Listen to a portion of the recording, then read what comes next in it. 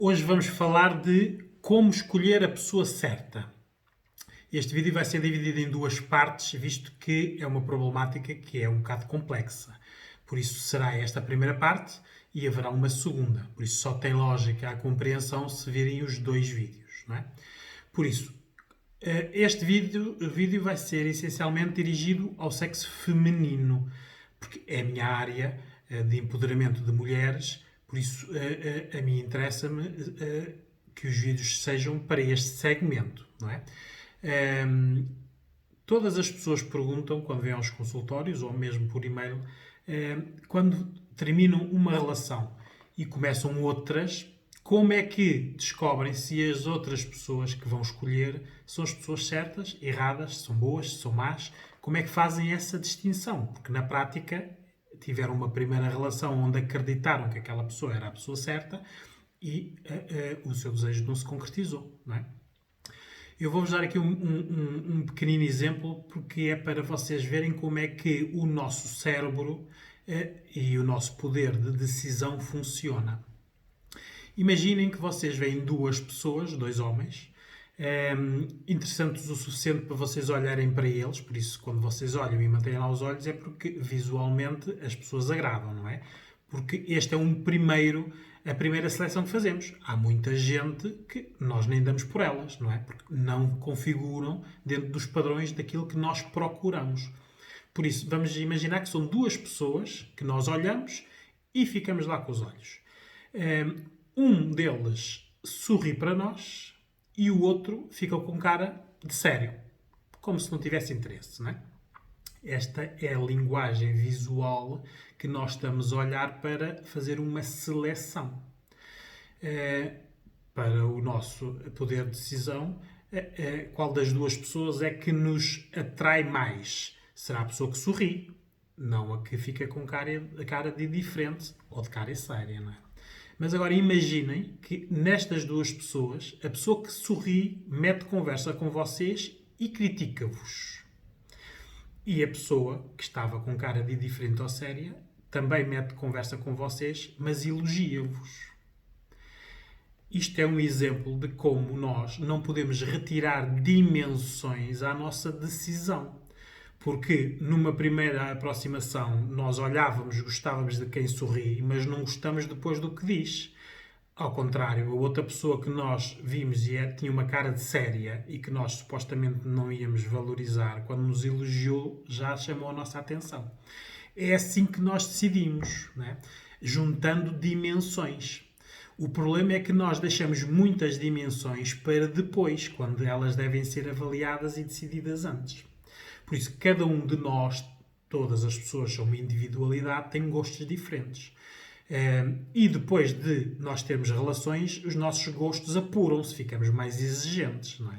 Por isso, os nossos gostos podem ser públicos ou privados.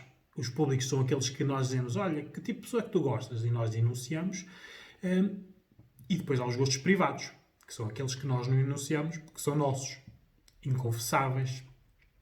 Este tipo de gostos, independentemente de quais sejam, dificultam a tarefa da escolha. Porque como é algo muito... para já que nós não confessamos, por isso não dizemos antes, só vamos dar a entender depois, é algo que nós arriscamos, não é? Porque o que era bom era nós dizermos isto antes. Mas esta parte, como pronto, vai aqui com as crenças, com os tabus e com a nossa maneira de ser, existe sempre este pequenino gosto que nos atrai, que nós não confessamos. Depois temos que saber que características é que valorizamos. Há características que nós valorizamos nas pessoas, sabemos quais são. Vindo de uma relação, então nós sabemos quais são de certeza, não é? Nem que seja por exclusão de partes, que é o ponto seguinte. Quais são aquelas que nós não gostamos? Por isso nós vimos de uma relação, não gostamos de algo, não é? Isso é o que nós vamos tentar não repetir no futuro. Por isso, há algo nas pessoas que nós não gostamos, seja o que for, não é? Seja, por exemplo, a pessoa falar demais, não é? E que nos irrita, ou a pessoa falar de menos, que não falando nós não sabemos o que é que ela quer. Isto são características que nós não gostamos e que temos que saber, porque na próxima relação na procura da pessoa certa, nós temos que excluir pessoas que tenham estas características. Sou pena de repetimos padrões e erros, não é? Depois, temos que ver até onde é que vai a nossa zona de conforto. Nós tivemos uma relação, tivemos uma zona de conforto emocional e não deu certo. A próxima pessoa que vier aí, a zona de conforto é a mesma ou pode ser mais alargada? Porque se a zona de conforto for a mesma, o padrão será essencialmente igual à pessoa que nós tivemos. Temos que saber essa nossa zona de conforto e até onde podemos ir, porque quanto mais aberta ela for, mais pessoas cabem dentro dela, em termos de decisão e de características, não é? Depois, o grau de exigência. Se viemos de uma relação e vamos para outra, estamos mais exigentes. Agora, não podemos ter uma exigência irreal daquelas situações em que nós queremos tanto, que depois olhamos, não há ninguém. Ninguém. A exigência é tão alta que não existe ninguém. Por isso temos que ver essa situação. E os comparativos para nós termos este grau de exigência. Porque as pessoas mais exigentes são aquelas que tiveram menos comparativos.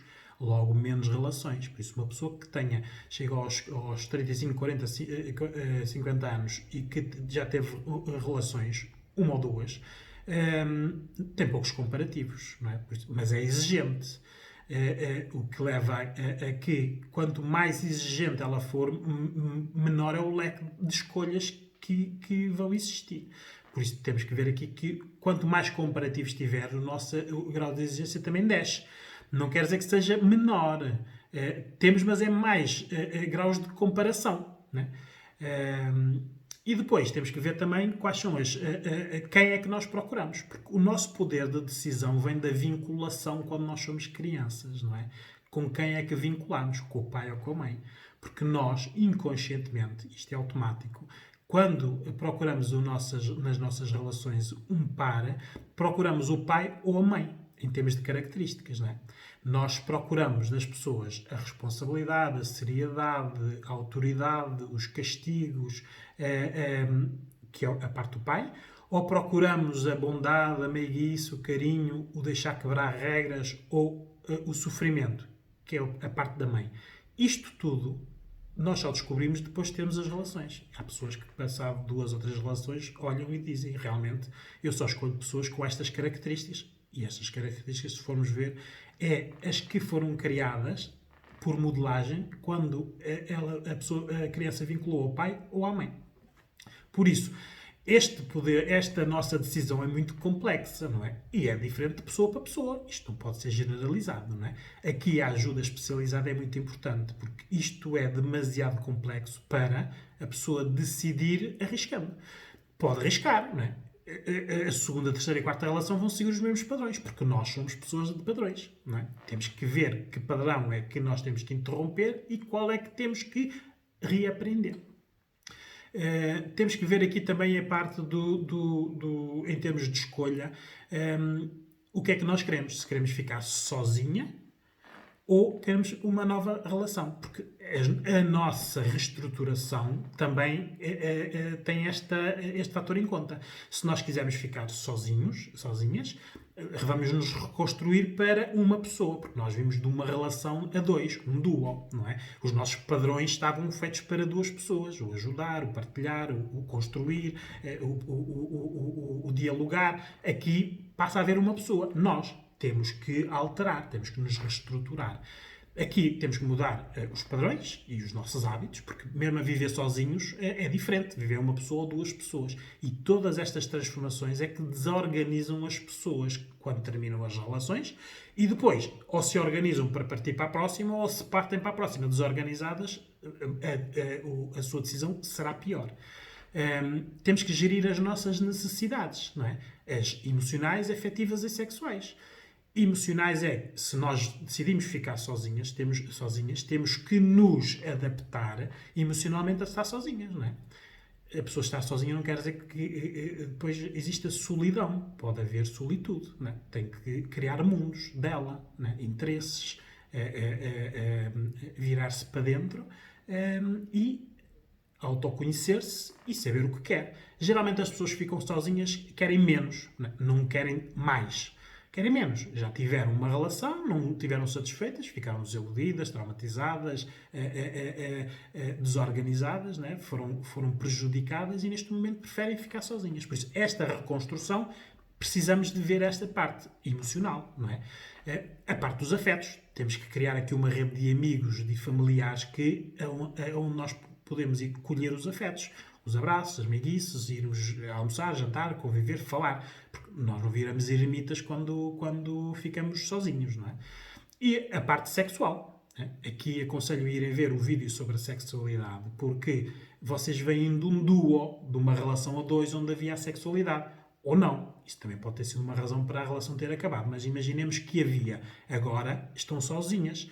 A sexualidade, ou vocês anulam essa parte, ou têm que se masturbar, autossatisfazer sozinhas. Por isso é necessário, quando a pessoa faz esta reestruturação, esta parte ser muito importante. Porque as pessoas que anulam esta parte, por isso, esta parte deixou de existir, ficam à espera da próxima pessoa para terem prazer, não se conseguem reconstruir na totalidade, porque esta parte vai sempre contaminar a outra, porque quem se anula na parte da sexualidade, geralmente depois a parte do corpo ganha muitas inseguranças, não é? Pessoas que anulam esta parte durante muito tempo têm muitas dificuldades em iniciar novas relações onde dominem, porque para ser submissas não precisam de trabalhar essa situação, não é? Vão ser submissas, não precisam, podem ser criticadas,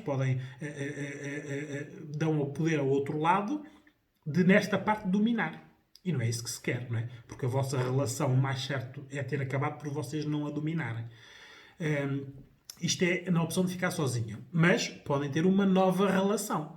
Nesta nova relação vocês têm aqui várias escolhas, não é? Ou têm uma relação como a anterior, a dois, onde vivem a dois, no mesmo espaço, e aqui continuam a valorizar o nós, não o eu, que geralmente isto é mais do mesmo, não é? Vão substituir uma relação por uma outra relação. Há pessoas que não conseguem estar sozinhas, têm que ter outras relações. Podem optar pelo namoro, por isso namoram, mas não partilham o mesmo espaço. Há aqui este limite, porque já vêm de um sítio onde, como deram tudo e não resultou, agora querem não dar tudo. Mas aqui, como há um namoro, a fidelidade é algo que se procura. E a fidelidade hoje em dia é muito difícil de encontrar. Aliás, a relação que vocês terminaram, um dos aspectos, se calhar, que aconteceu foi mesmo a infidelidade. E isto acontece muitas vezes. As mulheres terminam uma relação, muitas vezes por causa da infidelidade, e procuram outras relações querendo fidelidade, e não vão ter infidelidade. E se calhar a pessoa que vão escolher, em termos de características, em todas as dimensões, é pior que a anterior. Por isso, na procura da fidelidade, às vezes vamos perdendo dimensões que nós gostamos nas pessoas. Esta parte da pessoa tem que aprender que a nova realidade, o novo mundo, as novas relações, a fidelidade não pode ser a âncora da relação. A âncora da relação tem que ser o respeito e o amor. Claro que aqui eu concordo com a igualdade, né? Se houver a infidelidade dele, pode haver a infidelidade dela, né? Isto aqui tem que haver respeito pelas duas pessoas. Mas isto são as regras que vocês põem no início da relação. Quando vocês vão ali às características, o que é que eu procuro na pessoa? Uma pessoa fiel. Quando a pessoa, vocês desconfiarem que não é fiel, terminam a relação. Não a deixam arrastar, não é? Porque isto é que é coerente com as regras que pomos no início. Geralmente, quando é um namoro e que nós exigimos a fidelidade, estamos a trazer a bagagem na relação anterior, não é? A desconfiança, o pé atrás. Vamos andar sempre a ver se esta nova pessoa é fiel ou não é fiel, se é mentiroso ou não é mentiroso. A tal bagagem que trazemos de trás. Geralmente, este é o padrão e as desilusões acontece sempre a mesma desilusão, não é? Porque nós procuramos algo que não vemos satisfeito. Depois existe já, hoje em dia, muitas mulheres que ficam em novas relações, mas não têm uma relação com uma pessoa. Têm uma relação com várias pessoas. Não a nível de sexualidade. O que estas mulheres procuram é que, em várias pessoas, o que querem realmente. Uma pessoa para ir jantar e para ir ao cinema é uma pessoa que precisa de saber conversar e saber estar e respeitar, sabendo que não há sexo. Outra pessoa, por exemplo, que saiba dançar, que seja mais divertido, mais extrovertido, por exemplo, para as viagens, porque há pessoas que não gostam de viajar sozinhos, sabendo que não há sexo, ou há, isso depois é combinado entre as pessoas, e depois haver uma pessoa só para sexo, que é aquela pessoa que não precisa saber dançar nem precisa saber falar, mas tem que ser bom de sexo. Isto aqui é como os homens já há muito tempo fazem, que são os tais amigas especiais. Aqui podem haver amigos especiais, mas a mulher não está programada emocionalmente para gerir isto. Só que, se pensar racionalmente, nós no mesmo homem não vamos encontrar isto tudo. Por isso andamos sempre à procura dos unicórnios, não é? Eles não existem, não é? E aí tentamos encaixar a tal peça do puzzle onde ela não cabe, não é? A pessoa tem 2 ou 3 dimensões que gostamos e nós, por amor, tentamos empurrar até a peça de maneira a ela encaixar lá. Por isso, isto é algo que tem que ser pensado. Uma pessoa, se for independente financeiramente, se tiver casa, se tiver a sua vida, pode ter, como é lógico, este nível de afetos com pessoas. Isto é tudo negociado. Tem, mas é que se reestruturar, reaprender. Não é? Isto é uma situação de que nós temos que estudar isto para nós. As pessoas perguntam também quanto tempo têm que estar sozinhas para fazer o luto da relação anterior. Há pessoas que é 0 tempo, porque não conseguem estar sozinhas, por isso andam a substituir relações com relações. Pronto, não mudam, é sempre o mesmo padrão e os resultados são sempre os mesmos. Ou piores. Porque às vezes o grau de exigência é tão baixo que vão permitindo só para estar acompanhados e acontece depois as piores situações. Depois existem as pessoas que é algum tempo, geralmente um ano, entre um mês e 12 meses. O tempo varia conforme a pessoa. Que há tempo da pessoa se adaptar, de analisar a relação anterior, ver onde falhou, ver quais foram as suas responsabilidades, saber aprender com os erros, por isso, saber o que não quer repetir. Porque muitas vezes nós podemos não saber o que queremos, mas sabemos o que não queremos. Isto é importante. Não querem voltar a sofrer e por isso fazem aqui este tipo de tempo para se curar das feridas anteriores e tentar que a próxima pessoa não a faça sofrer nas mesmas dimensões. Aumenta o grau de exigência, porque se espera mais tempo é porque está a esperar alguma coisa melhor do que a anterior. Por isso, o grau de exigência tem a ver também com a relação anterior. Se foi uma relação má com uma pessoa que não era nada de especial, o grau de exigência não vai ser tão alto. Se é uma pessoa que realmente tinha todas as dimensões que gostava e que, por exemplo, por infidelidade acabaram a relação, vai ser muito difícil arranjar uma outra pessoa que tenha as mesmas características nas dimensões que gosta e ser fiel. Esta parte da fidelidade realmente é algo que as mulheres põem como âncora nas relações e é isto que muitas vezes leva-as a estar sempre a idealizar. Não quer dizer que as pessoas tenham que aceitar a infidelidade, não é? Mas ou não têm relações ou praticam a infidelidade também. É uma opção. Depois existem as pessoas que podem estar muito tempo. São as pessoas que se fecham. Muitas vezes esta parte da sexualidade, não só do sexo, mas da sexualidade, a pessoa anula completamente, passa a ser mãe, passa a ser profissional. Aqui esta pessoa assume todas as responsabilidades do que aconteceu na relação anterior, que é para evoluir, tem um grau de exigência muito elevado, sabe o que quer e quer só pessoas que acrescentem. Por isso que não sejam só igual a elas ou que lhes tirem, que lhes acrescentem. Claro que quanto mais tempo estiverem à procura, mais difícil vai ser reiniciar. Quanto mais tempo tiverem sem a sua sexualidade ativada, mais difícil vai ser ativá-la. E a carência existe, por isso quanto maior for o tempo, maior carência e pior vai ser a decisão. Porque depois podem decidir baseado na carência que têm. Todas estas dimensões influenciam-nos, não é? Por isso, isto é tudo o que nós temos que prever e organizar, e que a ajuda especializada é boa para nos organizar, para nós vermos quais são os nossos limites, para nós vermos o que queremos e para não voltarmos a sofrer. Por isso, agora continuamos no vídeo seguinte com outras dimensões da escolha.